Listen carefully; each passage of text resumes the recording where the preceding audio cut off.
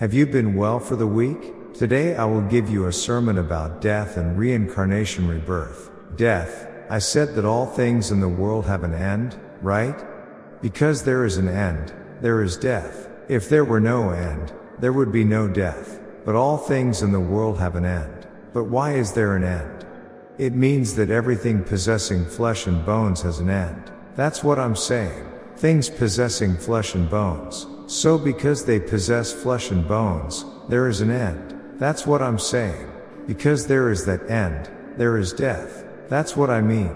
So humans too, because they possess flesh and bones, have the end of death. Also, Buddhas are the same. Because Buddhas also came possessing flesh and bones, the Buddha's flesh and bones also have an end. That's what I'm saying. So Buddhas also die. But many people have religion, give sermons, and do research. And when you look, they bring up things like Incarnation Buddha, Dharmakaya Buddha, but all that is useless magic. I tell you, all things in the world have an end. But the direction they go is different. People who say such things are using unnecessary words in our human society. That's what I'm saying. Unnecessary words. Incarnation Buddha, Dharmakaya Buddha. Things like this have absolutely no relevance to us humans living and are unnecessary words created and attached. That's what such words are now. Understand? Shakyamuni himself died and disappeared, so why say such things? Then, even though the Buddha died and left the world, there is an incarnation Buddha. That's what they say. The Buddha does not die but is alive. That's the story. Understand? What do you mean, alive? They came early and are sitting here today too. Ha! Why did they come? Why would they come? They come to receive Chindo. No matter how great a person is, if they die, they can't exert power, no matter how great. But a person who exerts power after death, who can pass oneself off well after death, is the greatest person in the world. That's why there is the gong thought that Maitreya Buddha brought when coming to the Sabha world.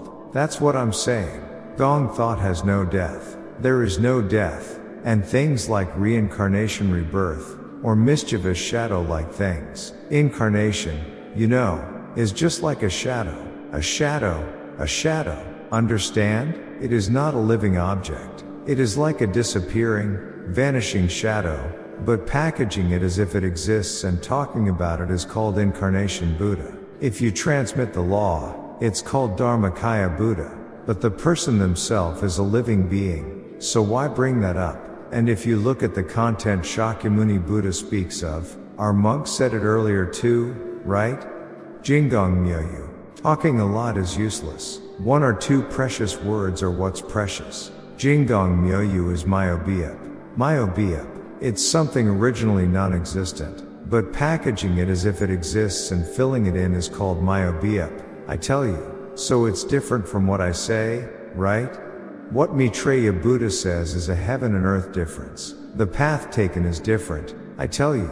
The path is different. The path. So, the path that Maitreya Buddha speaks of is the original path, and I naturally follow that path. It is not that I create or pioneer a new path. So if you want to pioneer your own way, why even come to the temple? You can't pioneer. Why? A dead person can't make a path. The dead can't. Then the living should make the path, but how can a living person make one? So since people can't understand and the sermon is difficult, I used a metaphor, the sea. That's a precious statement. Why did I mention the sea? You can't make the sea. It can't be made. And if the sea has no water, it's not the sea. Then do people draw water and fill the sea with it? There is not a single person on earth who knows how seawater came to be. Later, when the time comes, I'll tell you. How do you think seawater is made?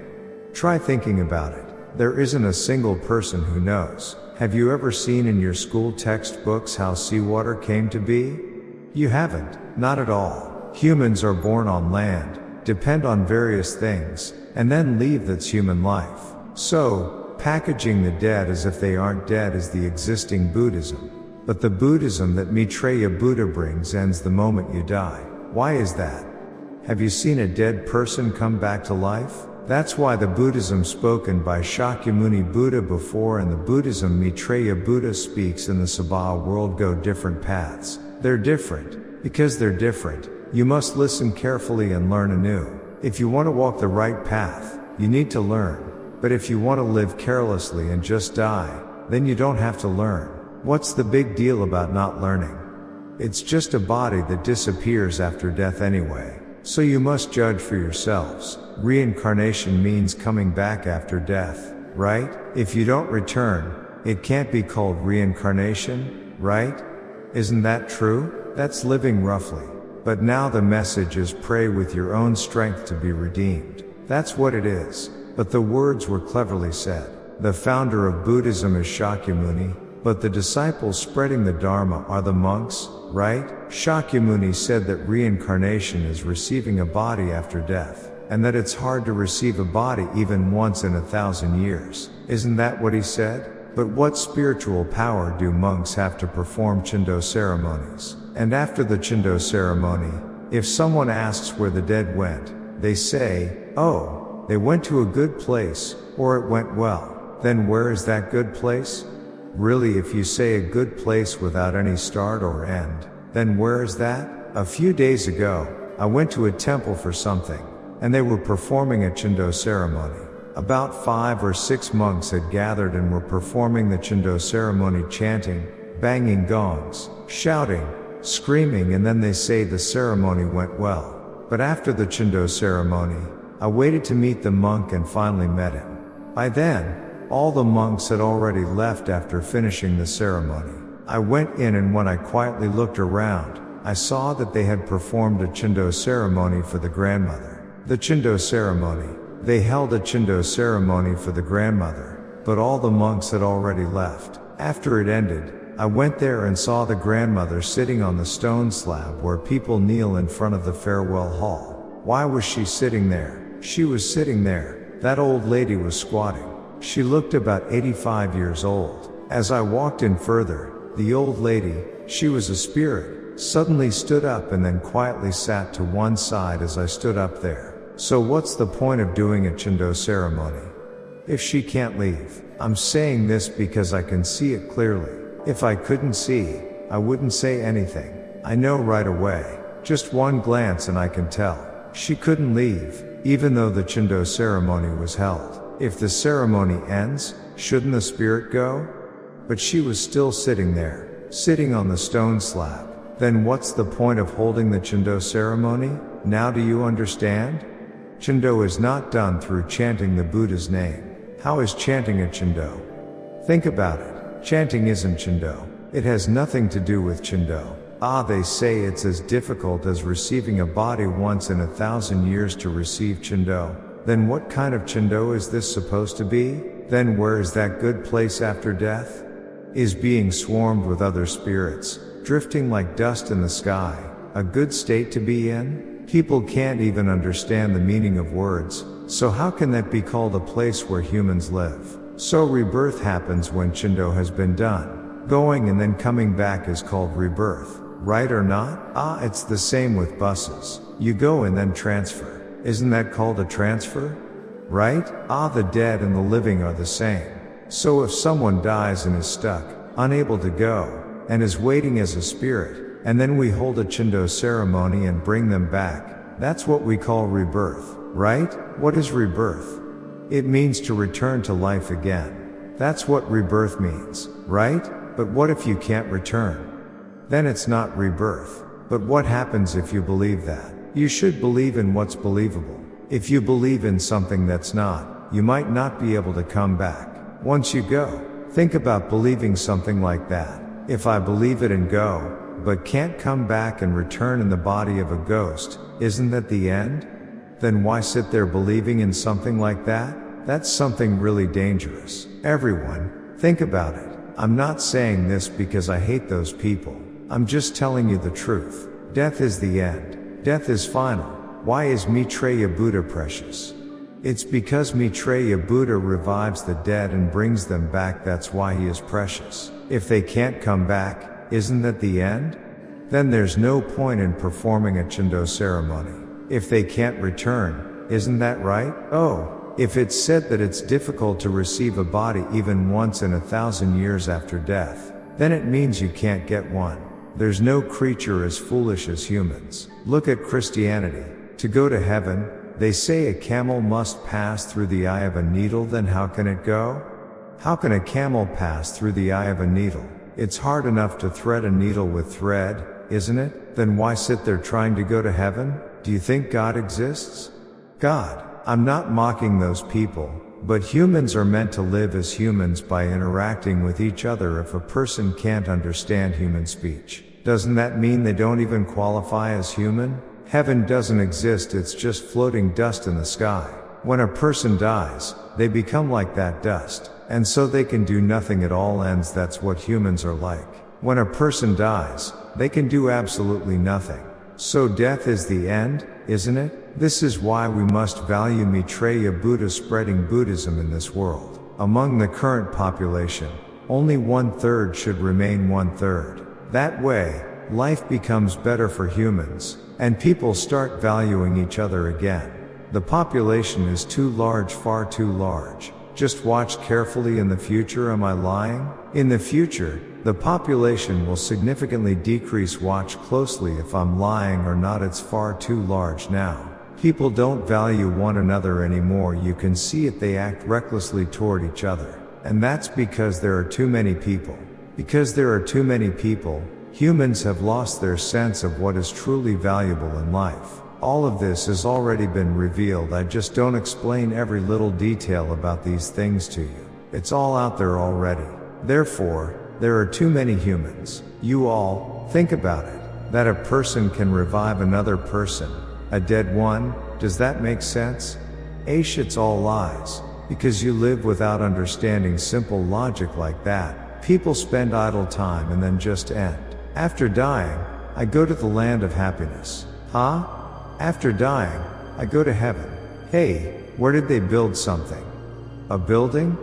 What do you do there? Wandering around getting hit by flying rain is the ghost's fate. Really 20.39.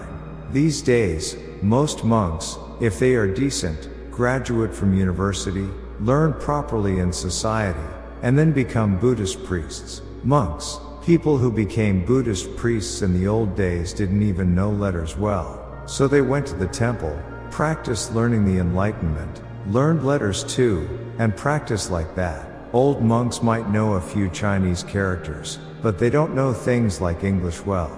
Those people, they never learned it, never went there, so their academic background is very lacking.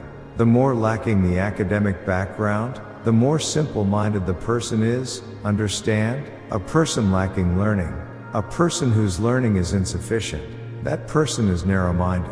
A person who has learned much like this is insight, right? Because their insight is broad, their thinking is broad, so their eye for seeing people is broad. Therefore, these days, young people like this who shave their heads and become Buddhist priests have different eyes for seeing. Watching our YouTube, because I have clairvoyance, I know everything. It seems otherwise because I don't say. But young monks who became priests, can't even come out now, sitting in the back room now. Will they be able to study there? Since Maitreya Buddha has come to the world, wow, they immediately go onto YouTube and watch. Young people these days are doctors, experts at looking at cell phones, right? If they tap, everything. Monks all have them too, right? Where are there people without cell phones? Then, if they just tap, while listening to the sermon, it's amazing, right? Something unseen, really saying I am searching for that, praying every day, waiting, sitting for something non-existent. When will it come? Waiting, sitting until one's eyes fall out. Why sit and learn such Buddhism? Wait for which 1,000 years? Right? Such religion is useless. It must be changed. Change it and use a religion fitting the era. That's what I'm saying. 23.00. These days, new young people becoming priests, young monks, their heads are like doctors, experts. How smart and clever are they? But in that temple, there is a supervisor. And because I placed my body in that temple and became a Buddhist priest, I cannot get out, and I should go out. Go to Maitreya Buddha, receive commandments of Buddhism. Go and learn Buddhism, but having become a priest there and having a supervisor and whatnot, they cannot come here, right? If monks become priests in large temples like this, they cannot act freely. It's set up so they cannot. Therefore, the ones who have become stuck, unable to come or go, are the young monks now, I tell you, young monks. But if you believe such things and spend your time, your life's fate just shrivels up. In a word, it shrivels up. Opportunity for a person is not always there. I taught that precious thought of interdependent arising, gong thought, things like that, right? Who on earth knows this? Not a single person, only I know. Because I taught this precious thing. The monks just liked it so much they went crazy. I tell you, a person crazy with joy has studied, but there are bad things inside their head. What is inside it? Still, I must protect Shakyamuni, because I uploaded on YouTube that I performed a Chundo ceremony for Guanyin Bodhisattva. Even now, people go on chanting Guanyin Bodhisattva. Guanyin Bodhisattva, they're out of their minds, aren't they? Where is Guanyin Bodhisattva? I already sent her off and she's no longer here. Yet people keep calling Guanyin Bodhisattva, Guanyin Bodhisattva. What does Guanyin Bodhisattva even do? She's not a Buddha, not even someone who attained realization. She's nothing. Guanyin Bodhisattva, a person only has the nature of a bodhisattva, but she has no spiritual power. Yet people constantly call out to her and plead. Why do they call her like that? To someone else's woman? Really, they're strange people. Why do they call her? Is she your mother at home? Your grandmother? Why are you calling her? What's the reason for calling her? What is the reason for calling her like that? Even when a person lives and dies, there is always a reason and meaning. A young person suddenly dying, a young person falling ill and dying, even someone dying in a fire while living, there's a reason behind it all. Do you think a perfectly fine person will just die? They won't. To die means one has something bad within. That's why it happens. Even if a tiny speck enters your eye, try opening your eye once. It stings and you have to take it out. What is that speck in your eye? Isn't that karma? How much unseen karma there is in this world. Humans commit sins without even realizing it. After doing it, they think, I was wrong. But not many people actually feel that way. They just keep pushing forward with it. So the thought of interdependent arising is something done by someone who is still mentally sound. But those corrupted by bad things, thinking only of themselves, disregarding others, can such people possibly arise interdependently? They can't. Interdependent arising. Prayer is not interdependent arising. Think about it, everyone. Who do you pray with? Prayer? There must be a partner, right? If you do it toward nothing, then you're crazy, aren't you? Who do you direct your prayer to? There must be a destination for it, right? When you go to the temple, don't you pray to Shakyamuni Buddha, Guanyin Bodhisattva, and Amitabha Buddha? If you're not praying to them, then just pray at home. Why go to the temple? Aren't you praying to them? But how can you pray with them? Incarnation Buddhas are not living beings. They're just shadows that vanish after death. Yet you call them incarnation Buddhas. Then you pray to those incarnation Buddhas? Where do you direct it? There must be a destination. Listen carefully, everyone. Where do you direct your prayer? Then those people. What did I say about prayer? Prayer is interpreted through the thought of interdependent arising. That's what prayer is. Because prayer is transient. Interpreting it through the thought of interdependent arising is what prayer means. Then the question is, where do you direct the prayer? Where do you direct it to? Where do you direct your prayer? Interdependent arising is among the living. It arises interdependently among the living. In the existing Buddhism at temples, they don't treat Shakyamuni, Amitabha, or Guanyin Bodhisattva as dead. They treat them as living. Because they are treated as living, if you direct your prayers to them, good things will happen. That's what I'm saying. Got it? Then try calling them. Do they answer? The dead can't arise interdependently. Do you understand? Seriously, the dead can't arise interdependently. That means people believe in that. It's truly frustrating. So what did I say earlier? I said there are too many people on earth, right? If you can't return, that's the end. Why is that? Because Maitreya Buddha has already come to the Sabha world. The population will be reduced. Just watch what happens. Am I lying? Why do you think Maitreya Buddha came? He didn't just come for no reason. He came with the thought of interdependent arising, with the precious gong thought. I say this because he brought it. This contains the answer that the world's population is too large. So if one does not receive the Buddha's enlightened light, when a person dies, they can never return and disappear. They vanish. Understood? If they vanish, that's the end, right? When we see it, there are many frightening things coming to the world. Just watch. I've been saying this since I was at the Suwan temple in the past. Go ask. Ask the monks or the head of the Lay People's Association. I said all of this 10 years ago. Isn't COVID scary these days? I already said this long ago. A terrifying disease will come. Ask around. Am I lying? Such frightening diseases are massively waiting ahead. So many humans will die. Many will die. That's why Buddha's enlightened light is precious. That's what I'm saying.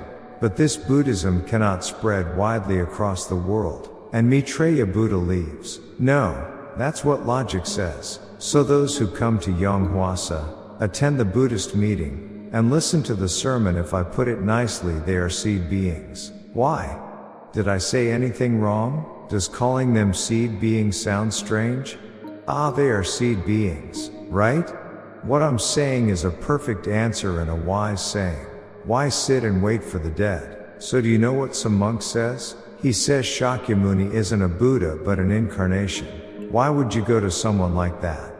That person is not in their right mind. They speak without knowing what an incarnation Buddha or a Dharma body Buddha is. They interpret it with the mind of a living being, with the thoughts of a living being. If they interpreted it with an enlightened mind, they wouldn't interpret it that way. Do you understand? It's all nonsense and lies. You shouldn't believe that. So those who receive and learn Buddhism from Yonghwa Maitreya Buddha in the Sabha world are the seed lineage. The seed lineage. When Maitreya Buddhism spreads worldwide and everyone learns enlightened Buddhism, by then there won't be many people left. They'll all have died. Just watch carefully. Am I lying? Look, everyone. When farmers harvest in the fall, they set aside the seed lineage. Haven't you seen that? They store it separately and carefully preserve it to plant it in the spring of the following year. They set it aside separately. That's what the seed lineage is. Ha ha. Oh, why are you laughing? Isn't it true? That's why monks are precious for continuing Buddhism. We need monks, don't we?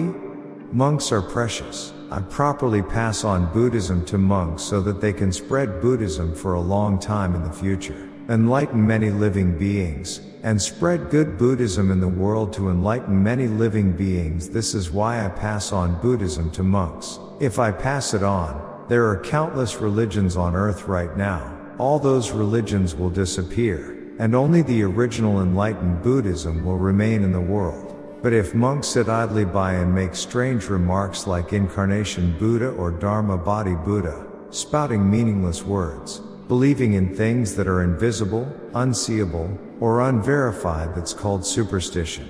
That's why shamans place water offerings and pray all the time.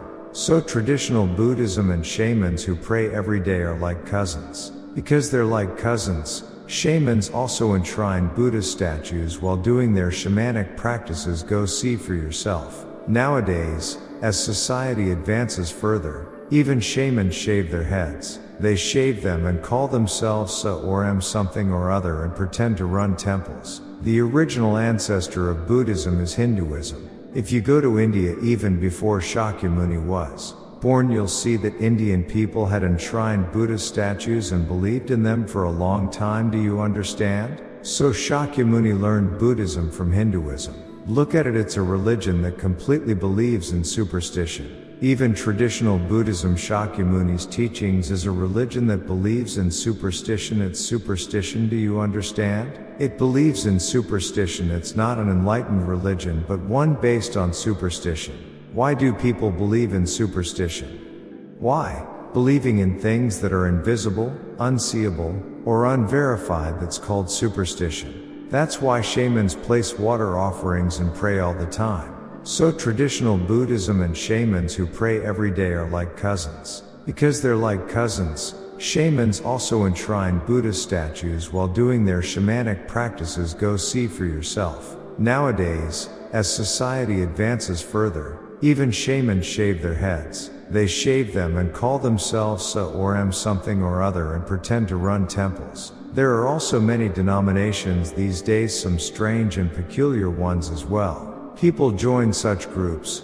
call themselves some monks or something similar, and even carry business cards around. Shamans and fortune tellers are doing such things too. What reason is there for people to frequently visit a shaman's house? Perhaps, will I ever have something good happen? When will I go and earn money to become rich? Isn't a shaman's house the place you go to ask such things? But the shaman too, they don't know when they will earn money and become rich themselves. So how can they tell others? No. Are my words right? Wrong? If the shaman knows well about others earning money, you will become rich around this time. Around when will you earn big money? If they do that, if they know so well, go visit a shaman's house. I haven't really seen shamans' houses that are made grandly.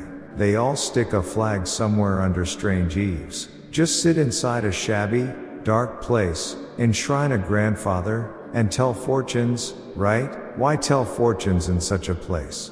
Try doing it in a nice place. If you want to try. They don't have money, right? If they know that well, they should become rich themselves. Why do they keep acting like they know about others? This is it. If asked to buy one lottery ticket, shouldn't they ask the ghost they believe in? Which number should I buy to win the lottery? I am enshrining this grandfather while living in someone else's rented room. And it's so hard I could die. No water comes out. I go. The room is cold too. I could die. Please tell me the lottery numbers so I can move to a warm room. A good place. Shouldn't it be like that? Then, if they can't get that right, what are they but fakes, right? Isn't it? Then, if you write rich on your palm, do you become rich? Then what is it? Monks too are striving with fire in their eyes to earn money. I have to try succeeding in life once. Then, monks too, if they write Supreme Patriarch on their palm with a red ballpoint pen, they'll become Supreme Patriarch once, right? Isn't it? No. Were my words wrong? Right? King, if you write the character, you also become president. Really? The person who writes that and the person who believes that are the same kind of people. Why are you laughing? So why am I saying this? Something unseen and unseeable is originally non-existent. So why tell such lies and commit such acts like this? This is it. Do you know what this is called? Things like this are called incarnation Buddha. Seeing things like this. Understand? Did you understand? Existing Buddhism brings up incarnation Buddha, right? King character, rich, Supreme Patriarch written down. I am the person who will be Supreme Patriarch in the future. This kind of thing is called incarnation Buddha. 4307. You shouldn't carelessly mutter such things in front of an enlightened Buddha. I am seeing what's inside their intestines like a glass bead. So why are they sitting there doing that? So low level? Is that so? Isn't it? It's low level. Such people, I go, are a waste of rice. What did I say last time? If a bird walks on the ground like a dog, it's not treated as a bird. Is that so? Isn't it? A bird passes itself off as a bird when it flies in the sky. If it crawls on the ground, it's the same as a dog. Cat, it's the same as a dog. A bird, is that so? Isn't it? If a person shaves their head and becomes a monk, they must not crawl on the ground like a bird. What must one do to avoid such a thing? One must awaken and attain realization for oneself. Only by realizing and intending to enlighten living beings can one pass oneself off as a monk. Without any realization, they say, do prayer, do 108 prostrations, attach your prayer sheet, 1 year prayer, and some places even attach something like 1,000-day prayer. So they drag people around for 1,000 days at the temple. Do you know what that means? In Japanese temples, the monks say if you follow by holding the rope, you will reach Gong Thought at the end. Then the ones holding that rope and following are all the same kind of people. Because of that foolish religion, when living beings die, they can never return. They all disappear in death. That is the principle of the existing Buddhism. So should I teach you one more thing like that again? Even being born into this world, pure people cannot be born. Pure people cannot. Those with much karma and those who have committed many sins are said to undergo samsara. They say one comes through karma, but that is not how it should be interpreted. Even if I want to teach it, won't you just use it like that again? The meaning of coming through karma is not to be interpreted that way.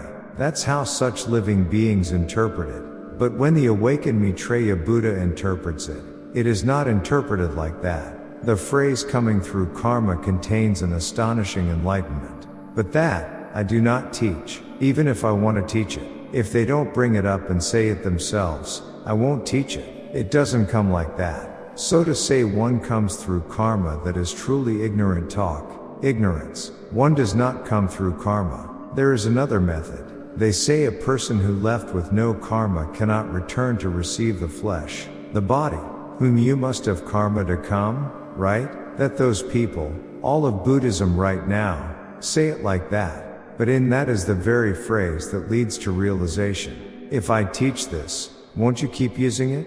So I don't teach it. Why is that?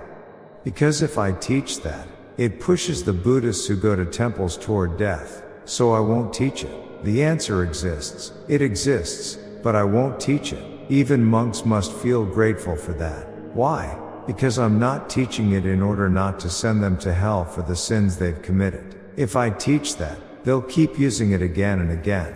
Then all the monks would end up in hell. That's why I don't teach it. Since I hold back teaching it out of concern for them, they should be thankful to me. Did you understand? So then, in terms of karmic style, a person, then, even you female Buddhists, you must have committed sins and through karma had children, right? How many sins must you have committed to have children? Really, is that right or not? It's because they don't know the meaning behind a child coming into the world. They don't understand what that means. So it's pathetic, truly pathetic. But if someone says, truly, we thank the Maitreya Buddha of Yonghwasa on Suri Mountain for giving us such great enlightenment, then what would I not teach them? I would teach them everything. I would teach it all. But I won't teach it. I never teach it. Absolutely not. You shouldn't feel upset about why I don't teach it. It's because I don't want you to commit sin. It's to keep you from sinning, right? All things in the world have Gong Thought. Do you know how precious this Gong Thought is? If there were no Gong Thought, you wouldn't need to come here. Why sit here, making your legs hurt, crouching like that? Because there is Gong Thought, you must come and sit here. Everyone must come to the temple. Then it means you can walk the path you want to go. Got it? So, when a person plants the bean, it sprouts and acts like a bean. If you don't plant it, that's the end. Why did the bean come? Beans from nature were repeatedly planted and harvested by humans as they lived. So if you plant one bean, it produces a tremendous amount of beans. If you plant one rice stalk, how many grains are on the neck of that stalk? About 150 to 200 grains of rice grow on it. That's how it can reproduce. That's the point. Same with beans. If you don't plant it, that's the end, right? Then did the bean come as a bean because it committed a sin? It keeps coming out as a bean every year. Even though there's incredible enlightenment in that, I don't teach it. That's why Gong Thought is precious to you. Gong Thought, because it is precious. I came to this life and lived it, and all of you who've lived this life have already realized it, right? After living, truly meeting a man, having children, managing a household, you've all become experts, right? After living. But even without anyone telling you, many of you here have already realized so much that if someone told you to be reborn after death, many of you wouldn't come. Why is that? Because living is nothing but hardship. And though living without pain and a healthy body would be nice, it would be nice to just pass away in your sleep. But it doesn't happen that way. Your body hurts, it withers, and after much suffering, Do you know how hard dying is? When taking that final breath, you pee and poop uncontrollably. That's how hard it is. It gets pulled in through the throat. Do you know how hard that is? That's why there's that saying, I used all my dying strength. That's how much strength it takes to die. And you must experience that every time you come. So to live forever without experiencing that again, there is a privilege that only humans possess. That privilege is the Yonghua world. There is such a thing as the Yonghua world. The Yonghua world has nothing to do with prayer, chanting the Buddha's name, or Zen meditation. Does anything get accomplished just by meditating? Even shamans who enshrine spirits and communicate with ghosts every day through fortune telling can't fulfill their wishes, so how can praying to something non-existent accomplish anything? Think about it. It's truly like magic. But you all have such a world within you, that's what I'm saying. Look here, I tell you, when you come to Yonghua Temple, there is the Yonghua world that Maitreya Buddha speaks of. But what's the point of just talking about the Yonghua world? If it's only spoken about, it could be considered a lie, couldn't it? To prevent humans from lying and to silence their mouths, the Yonghua world was shown when my mother passed away. If I keep saying that the Yonghua world exists and that it's good to go there, it could become an invisible and unseeable place in your minds, don't you think so? Isn't that right?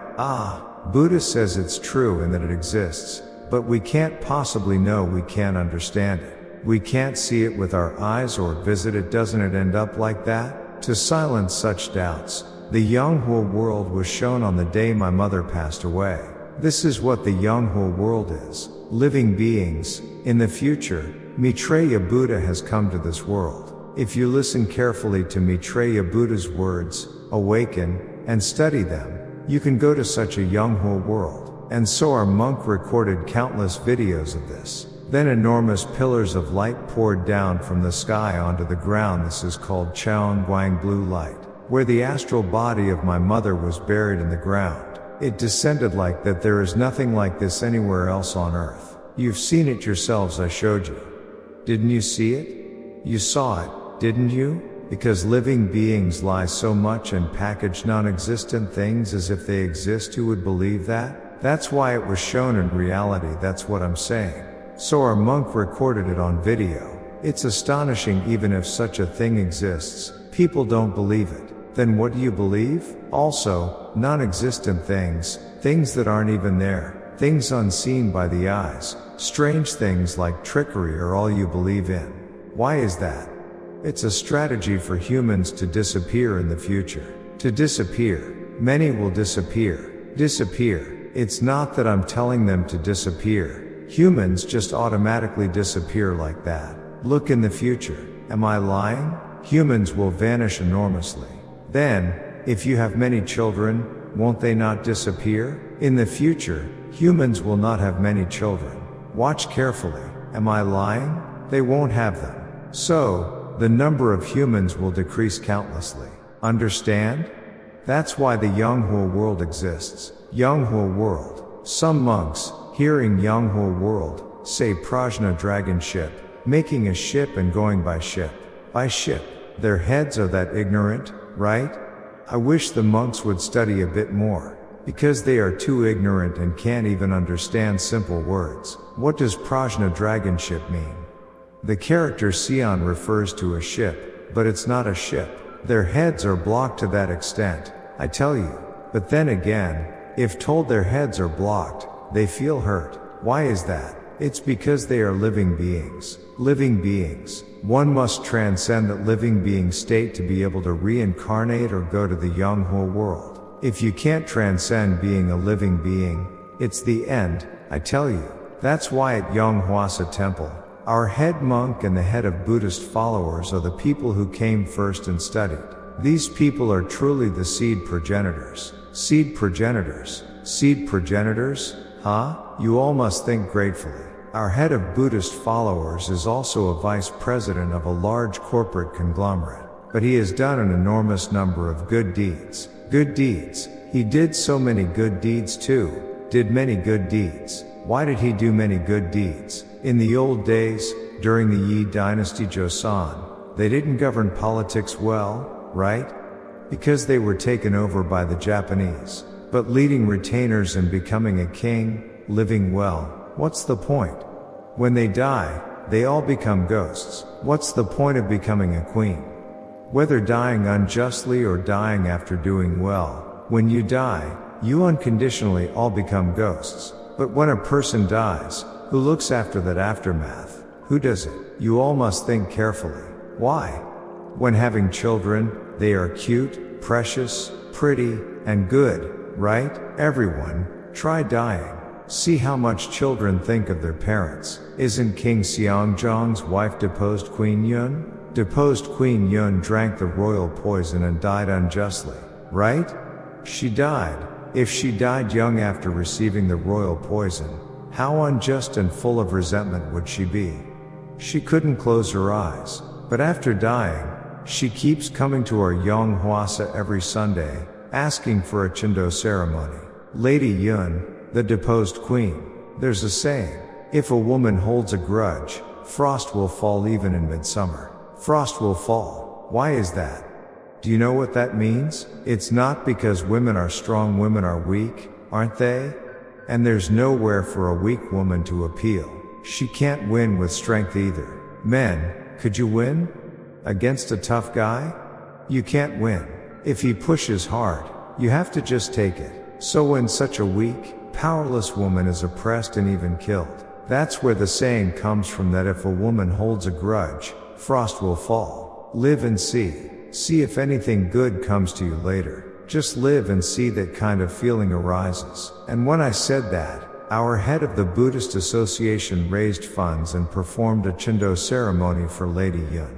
When we did the Chindo ceremony, Lady Yun suddenly came into the Dharma hall. She came in wearing the official robe she used to wear while alive. She just walked in.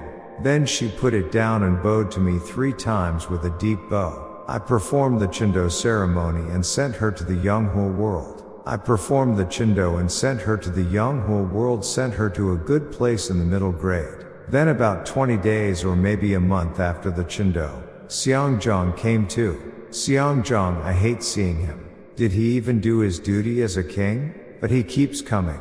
Every Sunday he comes. So when you look at ghosts, they're really shameless. Ghosts, well, they can't receive redemption unless they come. Ghosts are really shameless. Incredibly so. So since Seongjong kept coming, when I said he was coming again, the head of the Buddhist Association raised funds and performed a Chindo for him again. When a woman marries, who does she rely on? She lives trusting her husband, right? If the husband is a mess like that, would you consider him a man? That's what I think.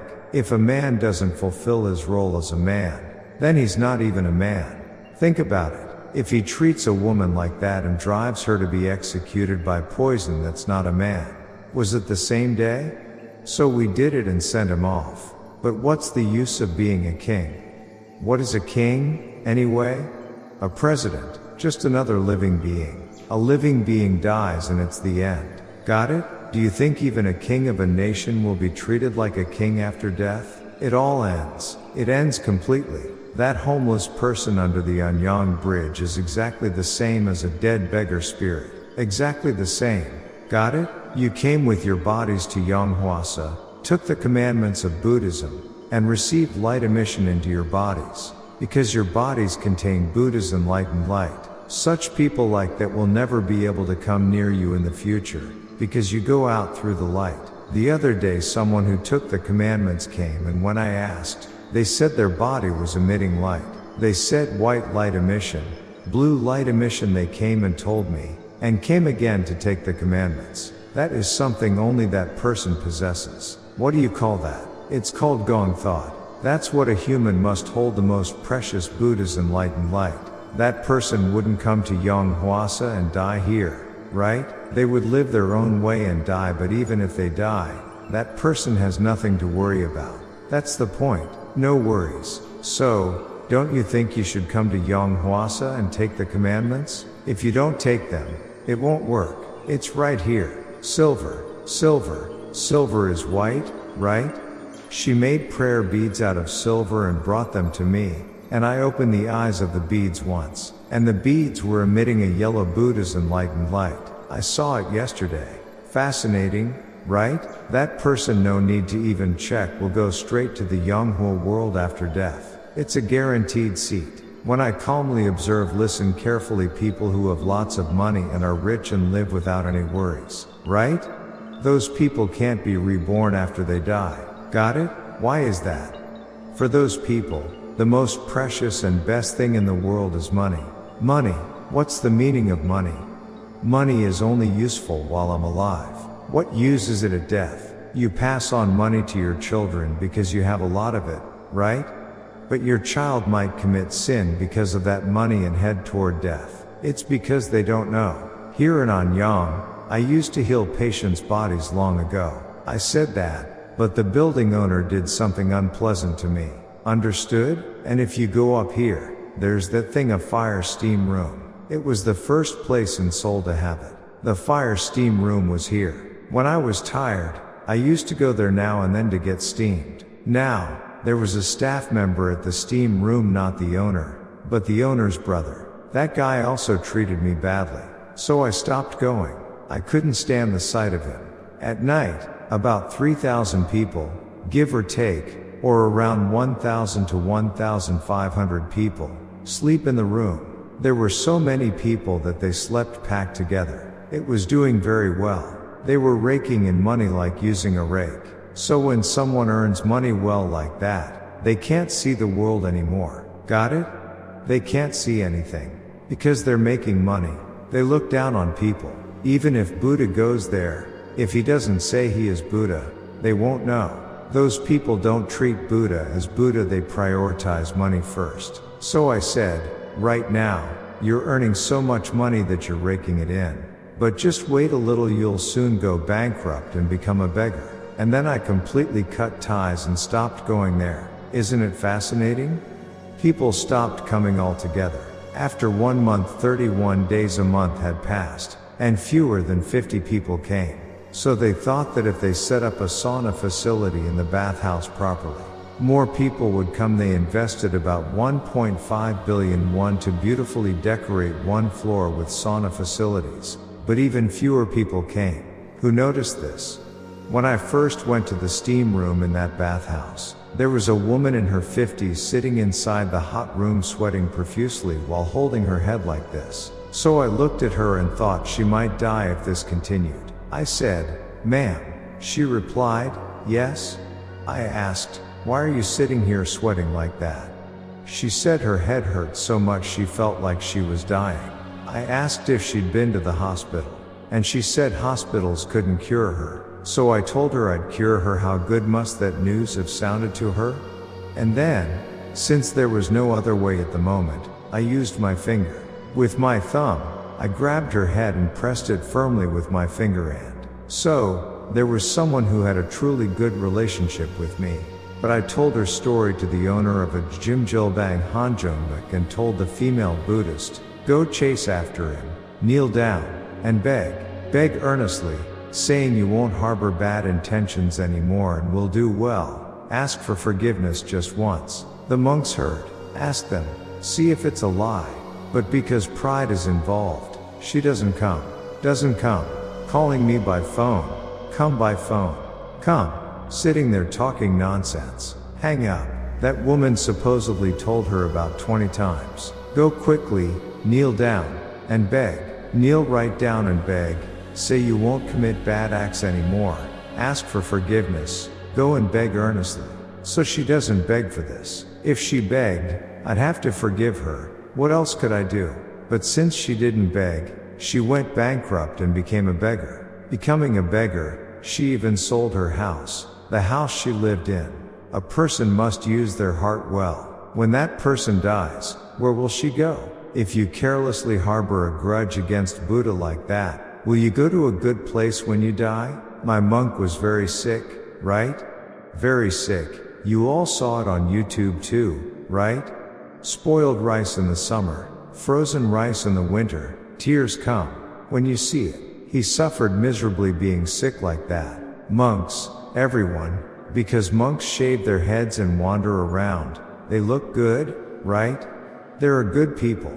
But in a word, there are plenty of bad monks just like riffraff. The temple isn't even theirs, but they forbid eating and curse daily, telling him to leave. Aren't those wicked women? So he couldn't eat. He couldn't eat, right? Because he was sick, couldn't work, and was told to leave. He couldn't go outside and just sat inside a room, in a small back room. In that state, because he was sick, he came to me a lot. He came every day, coming for treatment. The monk came at lunchtime, but since he couldn't eat rice at the temple, he'd come around 10 a.m. From the temple, I won't eat even that dirty guy's spoiled rice. Rather, I won't be indebted to you, and it's not like those people earn money and give rice, right? It's all the Buddhist followers who come to the temple, donate, and eat rice. Do you think monks earn money to run the temple and provide food? But those monks act as if they earn money to run the temple, go out, earn money, cook and feed people. Those ones, the people who attend here, I'm not lying, they are all lacking people. Lacking. So, like that, not eating lunch. He comes in the morning. So here in Anyang City, if you go here, there's Sam Hospital. There's a restaurant in front of it. So since the monk didn't have his meal, let's go there and eat a delicious lunch. So I went and paid money. That's it. But there's a hall and rooms, right? In the room, they had placed spoons exactly, looking like they were set to receive some group party. But monks shave their heads, and monks should have their meal at the temple. But if they go to a restaurant or such places to eat, people keep staring. Because they stared, I said to the women working there, if there's a room, it would be good to eat in the room. So the employee says that the room is already reserved for a group, so it's not possible. If they say no, what can you do? I went to someone else's place and sat in the hall to eat, and people kept staring. People who came to eat at the restaurant were staring. If they looked like this, it'd be okay. But they kept looking like this and like that, it felt really uncomfortable. Think about it. They must be thinking, why is a monk here eating at a restaurant? So I mentioned it to the laywomen working at the restaurant. I told them several times, but they didn't listen. So I thought, it's someone else's place. I'll just eat and leave. While I was sitting and eating, a man and woman, maybe 56 or 57, not even 60, came in to eat and asked, do you have a room? And the staff said, yes, please come in here. That person was allowed to eat in the room even though it was set up for group guests, with all the spoons laid out. But for me, they said it wasn't allowed. Really? What do you all think? Even though I'm a person who is Buddha, my temper is fierce. Does that sound like a lie? Didn't I say that last week? It's not a lie, a blade of grass trembled. Seriously, they were completely wicked. If it's not allowed, it should be not allowed for everyone. Why are we the ones not allowed? Why did they let those people in, right? Isn't that common sense? And if they brought a monk, they should have seated us in the room first and said to have a meal. Those people are laymen. But we weren't allowed and they were let in. Then I found out the two women working there were maybe in their 40s. The two were going back and forth serving in the hall. And when I looked carefully at them and the owner, they were churchgoers. I could clearly see it written on their foreheads. Church. It was written right there. Buddha attained enlightenment. How could I not know? I see it right away. And you think it's a lie? It's clearly written. Church. These ones, I thought I should scold them once, right? Don't you agree? If they don't listen, I'll tear down the whole building. I'll blow it up and make it disappear. It's not a lie. You think it's a lie. I pulled this kind of woman and made her kneel in front of me, and the restaurant owner, a man in his 30s, a young guy, I made him kneel too and I tore into him. I struck them with thunder, and at first, their eyes, where should those eyes even go? Then they started bawling. Those kinds of people should just die. They shouldn't live. They really should die. Because if they stay alive, they'll commit bad acts toward many people. They have to die. That kind of being. A human life is precious only when one behaves as a human. If they can't act like a proper human, they shouldn't be allowed to live. So I just tore into them right there, and when I shouted once, the pillars of the building shook.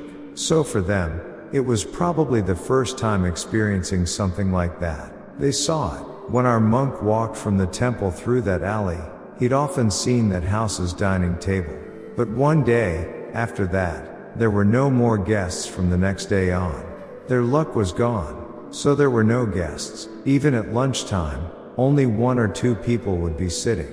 And so they went under, just like that. It went bankrupt, and now it's completely gone. The store disappeared. That's good. Since it disappeared, the hospital was swarming with customers. And now some other store, maybe a bakery, moved in. Do people know? You have to use your mind well. What haven't I experienced in life? You know the outlet down below, right? The outlet. It was Lunar New Year's Eve, and tomorrow was New Year's Day, and around 1030. I slipped into the outlet thinking I should at least buy a pair of socks for my nephews. So I came into the outlet and everything was closed, and there were only 2 stands selling socks, with women standing and selling them. When I got to one sock vendor, she had a whole display of socks, but the woman was frowning like this. I asked, "Why are you like that?" She said she had sold socks for a long time, but today she couldn't sell any. How much did you sell?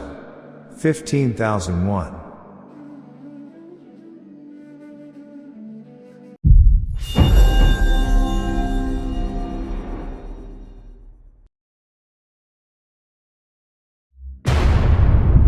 The law of all things in the universe, the Gong thought. The teachings of Maitreya Buddha, the founder of the Gong thought.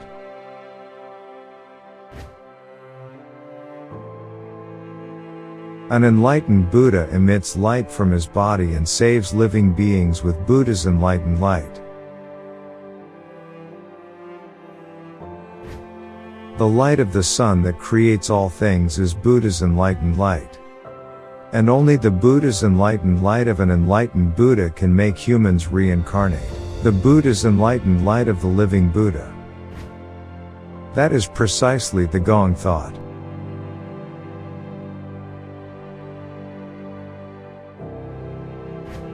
Receiving Shugi means embracing Buddha's enlightened light, that is, the Gong thought, within my body. After death, there is no samsara, only everything becomes extinct. If you receive Shugi with the Buddha's enlightened light of an enlightened Buddha, you will have eyes that can see the Yonghua world even after death. Chendo and Shugi are only possible through the Buddha's enlightened light of an enlightened Buddha. Don't receive Chendo after death, receive Shugi while you are alive. Believe and follow only what you can see, hear, and confirm. The dead cannot arise interdependently, only the living can arise interdependently. Just as gold cannot be made artificially, a Buddha comes as a Buddha from the beginning, and a living being cannot become a Buddha through prayer or Zen meditation. However, those who have received Shugi can receive Buddha's enlightened light and become living Buddhas. All these Gong thought were created by Maitreya Buddha. Like the sky and the earth, the sea and the mountains, the source of life and creation, the limitless and eternal truth, the Gong thought.